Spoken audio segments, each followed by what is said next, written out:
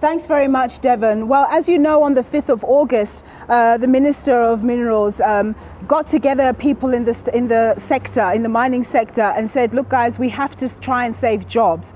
Immediately thereafter, a technical task team was set up to try and create interventions that would ameliorate, which basically means smooth or soothe the number of jobs that are going to be lost in the sector. So this task team worked together, met together several times in the month, and today they came out with some announcements, 10 interventions that they're possibly going to try and implement to try and bring down the level of jobs that are at stake.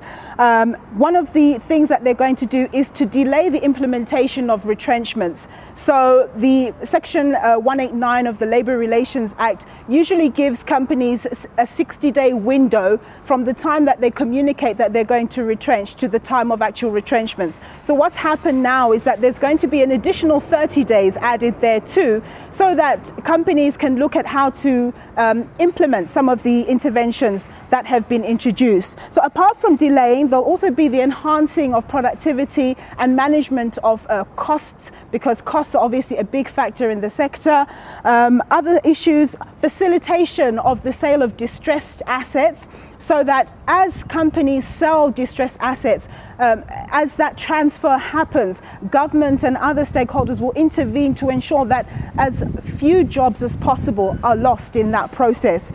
Another issue is support for mine workers, so you know, your UIF, and also issues around training and counselling for miners who are going to lose their jobs. And also this idea of reskilling miners on the job, so that at least when they leave with their little package, they're able to perhaps find another job and, you know, not just be out with their package and use up their package and basically fall into the unemployment heap. So these are some of the initiatives that the minister talked about. But the one thing he admitted to is that there are retrenchments that are going to take place, and the government can't stop those retrenchments taking place. This aim simply seeks to actually reduce the number of retrenchments that will take place. He spoke to this. Let's take a look and hear what he said.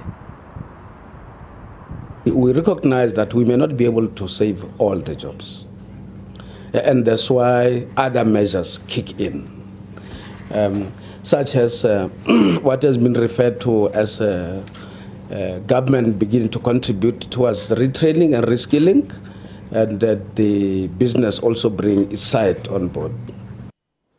Well, Nompu, with all the interventions that have been proposed at this briefing, admittedly jobs will have to go. Do we have any idea on what type of numbers we're looking at yet? Yes, Devon.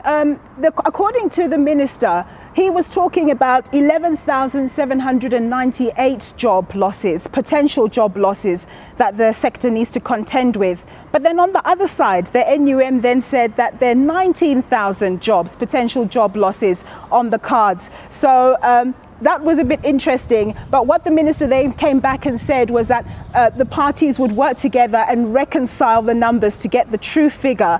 But look, we're talking about you know, over 10,000 jobs. We're talking lots and lots of jobs. One of the interesting things, though, was that the signatories to the agreement or to the declaration included the Chamber of Mines, SAMDA, NUM, AMCU, Solidarity, and UASA. Pardon me. The only person who did, or the only party who did not sign the declaration is AMCU. They were part of the technical task team meetings, but they've chosen not to sign the declaration. They say they're fully behind the declaration, but they won't sign it until they've got the mandate of all their members. So that was an interesting outcome. Quickly before we wrap up, what about platinum as a reserve? This was one of the proposals which emerged in a Reuters report last week. Any clarity on that?